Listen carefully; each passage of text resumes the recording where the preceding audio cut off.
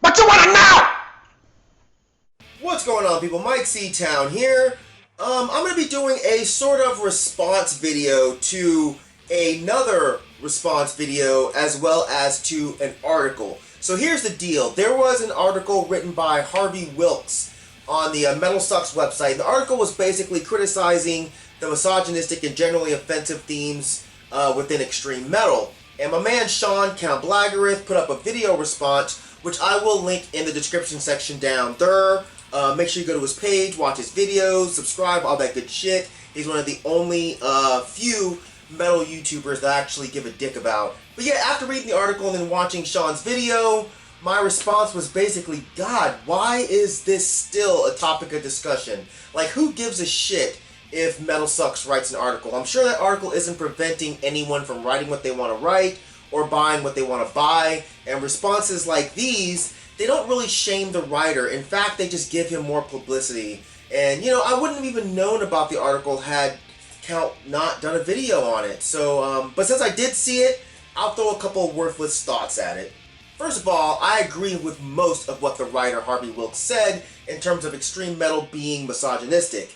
I mean, that's a fact. Lyrics about raping, murdering, and cutting up women are pretty widespread, and I'm sure that's not something that's up for debate. But what we can debate about is the point of these lyrics. Some bands write these lyrics in order to provoke you to think about the things that are actually going on in the real world. Look at what Carcass did, for example. You know, most people who look at metal or music or art in general on a strictly surface level, or metal dudes who just don't bother to explore anything other than riffs and drums, you know, they might think that Carcass was just trying to be gross. But when you really dig down deep, you see that their lyrical content is written this way to get the listener to think about the way we treat animals. You know, did they accomplish their goal? I don't really know. I'm not sure that I've ever spoken to anyone who's gone vegetarian based off a corporal jigsaw quandary. However, while some people write lyrics as a way to provoke thought, we all know that most metal bands write this shit because they just want to sound scary and evil and brutal. And personally, more often than not, I just think the shit sounds dumb. It's shock value. It's not to make anyone think. You know, no one listens to misogynistic or racist extreme metal and walks away with this grand, valuable new world view. Okay, so in that respect, I do agree with Harvey. But where I disagree with him is in this whole let's take a stand against it attitude. My thing is, for fucking what, man? This is gonna sound like I'm giving these types of themes a pass, but honestly, death metal has always been this way, man. Your piddly little complaints aren't going to change it now. You know the best way to protest these types of lyrical themes in metal music? Don't listen or support the bands who talk about this shit. It's really that simple. I also think Harvey's being a bit exaggeratory. He seems to think that if a band replaced their malice towards women with malice towards a religious or racial minority, that it wouldn't go over as well. And I really disagree. Racist ideas or themes didn't seem to hurt Malevolent Creation or Deicide or Morbid Angel as far as I can remember, now did it? I think if a band decided to create songs primarily about how much they hated Buddhists or Krishnas, it would go over just fine. I think the line is drawn a bit differently with Muslims because a lot of the idiots who spout off anti-Islamic rhetoric, they can't tell the difference between an actual Muslim and a regular old Middle Eastern person. So the anti-religious rhetoric then becomes a race issue. And the sad part is, those of us who find a problem with racist themes then make ourselves look like idiots because we put anti-Islamic rhetoric in the same bucket with anti-black or anti-gay or anti-female rhetoric, which it's really not the same thing. I have absolutely no issue with bands attacking religions. That doesn't affect me at all. Plus, it's attacking something that you can control. No one forces you to be a Christian or a Muslim. Women have no choice but to be women. Black people have no choice but to be black. Indians, Middle Easterners, gays, you get the picture. So isolating and attacking those people who are in bodies that they can't control is just stupid. And as I've said before, supporting these types of stupid ideas just makes you come off as stupid too. And I'm just so tired of the glorification of stupidity within metal. It just doesn't have to be that way. Personally, I look at extreme metal the same way I look at extreme movies.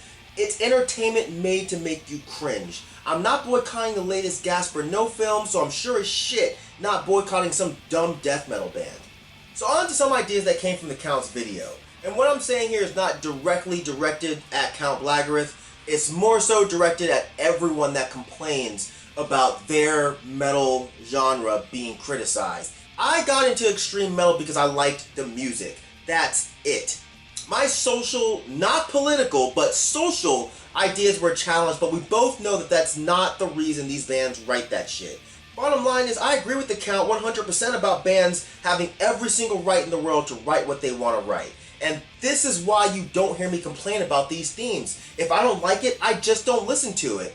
And like Sean, I defend people having the right to create and promote any type of theme within their music, whether it be sexist, racist, homophobic, or anything else. But at the same time, I also defend people's right to voice their opinion about it. Listen to misogynistic metal if you want to.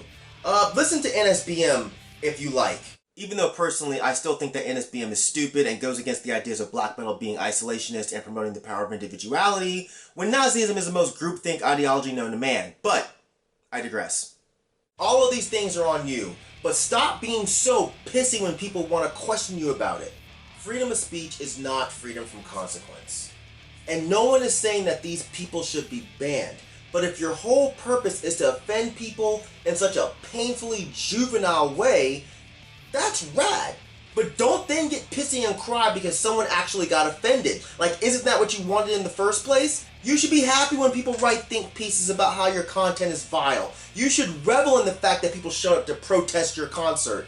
But instead, these bands then cry because some other crybaby is crying about their silly ass lyrics. I feel like you guys should all just buy a double wide crib and sit in it and cry together. Fucking titty babies. My point is, let people say whatever they want to say, man. But remember, it's always easy to be offended by shit that you don't understand. But it's just as easy to tell others not to be offended when the topic of discussion isn't something that could ever offend you. So you should really think about that. And you should really think about how far you're willing to take this freedom of speech argument. Okay, so let's say we're out in the streets and some dudes start coming up to me calling me a dirty nigger. You being a friend, or at the very least someone I'm cool with, are you then going to say, well, Myke, don't get mad because he's just exercising his freedom of speech? Or are you going to assist me in whooping that ass? Or a guy calls your mom an ugly cunt right in front of you. Does the discussion end with freedom of speech, or does it go far beyond that? Like, let's really be honest. And for you geniuses who seem to think that racism doesn't exist, or it's all in my head, let me tell you something. I have to block people on a regular basis due to comments like these. So it doesn't exist, right? It's all in my head? Or should I just take that as freedom of speech? Or maybe I did something to deserve those comments. You tell me. So here's where I think a lot of you guys become confused. In a video some time ago, I described practicing the separation of the art and the artist. And what that means is that the piece of art is a standalone piece of art. And that piece of art should be judged on its own merit, positively or negatively, regardless of who made it. Now, a lot of times this is very, very, very hard to do, but it's something that, in my opinion, should be done because this is how art is preserved. By not holding it to some sort of standard, just treating that art as art. Whether it's something created by Ulver or something created by someone like Justin Bieber. It's all still art. The slippery slope is when you guys start getting into the practice of defending the artist. Fuck that. If someone thinks the artist is a dickhole for the themes he or she put into their art, then that comes with the territory. If you don't want to get called a dickhole, then stop intentionally trying to piss people off or promoting themes that you know good and goddamn well are offensive. This whole idea of if you're offended and it's good is totally fine. But if you're boycotted, then that's good too. You can't have it only one way. That's not the way the world works. Voicing your displeasure about someone's themes within their art is not censorship. It's exactly what it is. Voicing your opinion. Once again, freedom of speech is not freedom from consequence. All musical genres are held accountable for their words. It's happened to rock, it happens to rap all the time, and it's happening to extreme metal. Metal is not special or immune from the ills that plague the music community.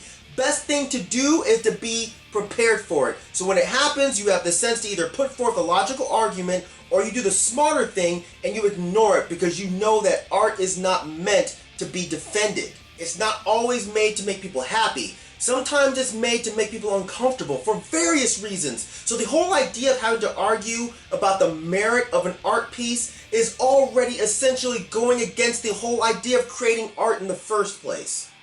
I'll end this by saying I love metal. I always will. I don't always love the themes put forth by the bands, but I understand that this is what makes extreme metal extreme. And while I'll always defend these bands' right to create the music and promote these themes, I'll still continue to state which ones I don't agree with. And I'll always say that I think that metal can be far more than the mindless community of Beavis and Butthead clones and enthusiasts that it's still seen as today. So that's it. Let me know your thoughts in the comment section down there. What do you think about people attacking the themes within extreme metal? Do you think that's the whole point of extreme metal? Or do you think it's all a bunch of juvenile bullshit? Give me your thoughts. And as usual, thank you for living, thank you for loving, thank you for being you. And I'll see you guys next time. Alright?